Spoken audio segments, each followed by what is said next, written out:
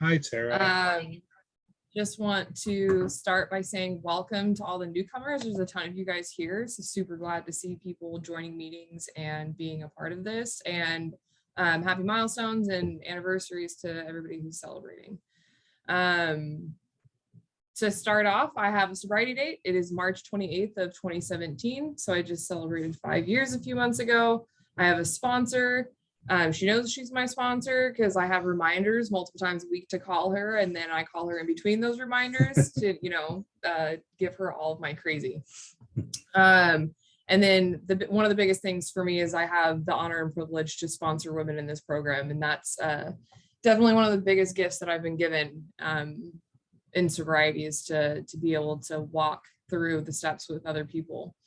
To what I was like, going back and looking at my childhood and stuff, the best way that I have to describe myself is kind of like, my shoulders are up to my ears. I'm tense. I'm afraid. I don't want to be seen. I want to be as small as possible. I just kind of want to like skate through life without being talked to. I just want to be in my own little world, and I don't want to disturb anybody. And it's just every thought, every action, every decision, everything that I was doing was completely based out of fear. And so that's just kind of how I grew up. Way before I ever put anything into my body, I was using books to escape, television, right? Like I'm that weird kid that's like, I'm watching Buffy the Vampire Slayer and like fighting air in my room. You know what I mean? Like I just wanted to be anywhere and anyone who I wasn't. I just wanted to escape because I had this inherent feeling that like whoever I was just wrong. I heard somebody very early in my sobriety describe it as just feeling broken, and that's, I carried the weight of the world on my shoulder. I grew up my biggest character defect is perfectionism. And so it shows itself in the weirdest ways. And like, if I don't do everything up to my crazy standards, then I'm a failure in my entire life. Right. And that's just how I kind of grew up. And these are the thoughts that I would constantly tell myself, is I'm not good enough. I'm never going to be good enough. And so it was just crazy, right?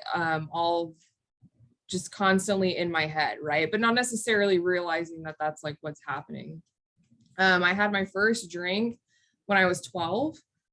And you hear a lot in the rooms that like people have this like aha moment that they had arrived, and all of a sudden they feel comfortable in their skin and they're like ready to take on the world. And like that was not the case for me at all, right? Like for me, it just finally made everything up here in between, like, in my head quiet. Like I finally realized like how much my mind was going because it was silent for a minute, right? I just felt numbed out, and like that's the feeling that I chased up until I got sober, was just to feel numbed out. I didn't want to feel, I don't care if I felt good or if I felt bad. I just didn't want to feel anything.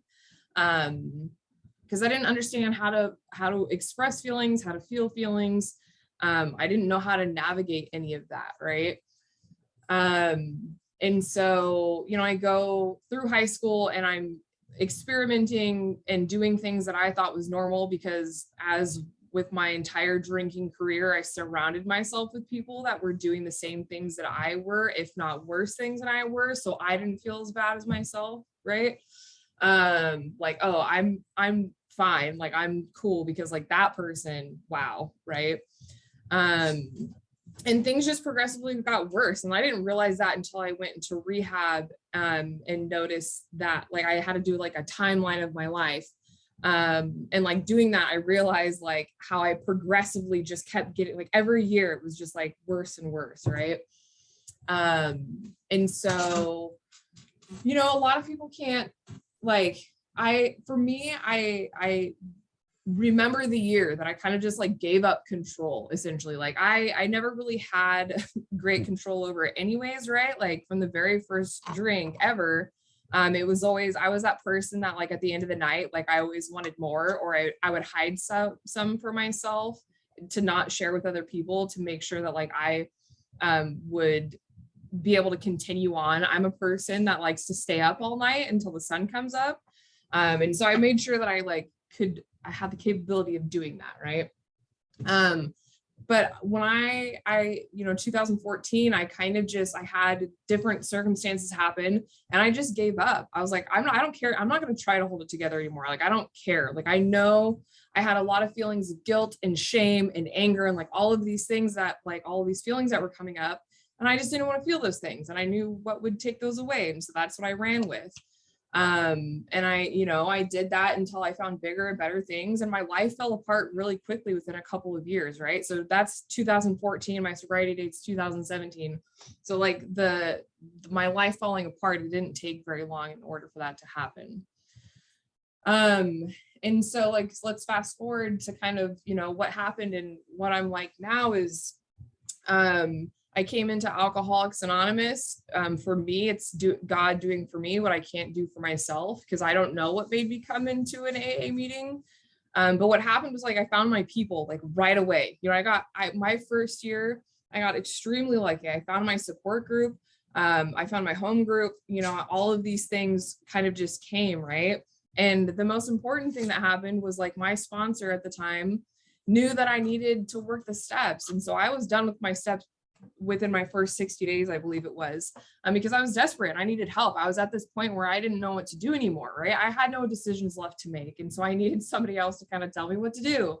And so I got through my steps really fast because I needed that relief. And like what my life looks like today is completely different. I don't know how long I've been talking. Anyways. And so like I have learned over the last 5 years how to relax a little bit. You know what I mean? Like, not all the time am I that person with my shoulders up to my ears and tense. Like, I've learned to relax a little bit in my body and not take things as seriously. I can look at myself in the mirror most days because I'm not perfect, right? Like, I don't know. I kind of try to stress this to my sponsees, and I try to do this when I chair too. But for me, in my experience, like, sobriety is not like an easy thing, right? Like, just because I'm sober doesn't mean that like life is well and wonderful and rainbows and unicorns, right? Like, that's just not my experience. Life still happens. Life is still gonna life. But I've learned like those feelings that I couldn't handle before, because of the steps, because of my relationship with God, I'm more capable of like handling those things and like walking through things. And like an example of that is like at the beginning of the year, my life got completely flipped and turned upside down. And I had to navigate like all of these differences of like, okay, how do I do this life without this person here, right? And I just, the part that kept sticking out to me going through this, and I'm talking to my sponsor and all of these things, is like that part in the third step prayer: take away my difficulties, that victory over them may bear witness, right? For me, whenever life is getting really hard, that's what I try to remember, is that like, hopefully someday I'll be able to use this, my own experience, to share with somebody else, and, in hopes that maybe it'll help them, right? Like, so I try to look at these difficult times and these really hard times through sobriety is not like, wow, my life is falling apart. Although I can still get in that headspace if I let myself, but more of like, okay, this is a lesson, right? Like, even if I can't see it right now, right, there's that little part of my mind that knows that I'm going to take something from this and I'm going to learn something from this. Like I mentioned earlier, like being able to sponsor women, a couple of years ago, I was very much on my way out of Alcoholics Anonymous, because I totally knew that I was an alcoholic, but I was like, that's a lot of work and I don't think I need to do it anymore. And God placed a sponsee in my life, right? If you want a relationship, or you want to like exit AA, or you whatever you want, like pray for that, and God's probably going to hand you a sponsee. That's my personal experience, which I love, because getting that sponsee saved my life, right? Because it kept me in the rooms, it got me through the steps again, it got me into the book again. And in that same year, like I realized that I was still placing so much on human power, right? And so over the last couple of years, I've I've taken a lot of time to seek and nurture this relationship that I have with my higher power. Because more and more I realize that when nobody else is available, my higher power always is, right?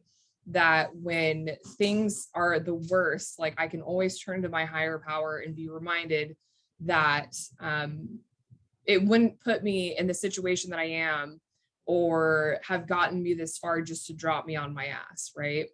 And so it's learning to have that faith that regardless of what's happening in life right now, like I'm probably going to be okay. Unless I get in the way, then I'm for sure going to mess things up to some extent. And so I'm going to not ramble on for 4 more minutes, but I really appreciate, Jeff. Thank you for asking me to chair. Thanks for letting me be a part of this. It's been a long time since I've been on Zoom, so this is nice. And thanks. Bye.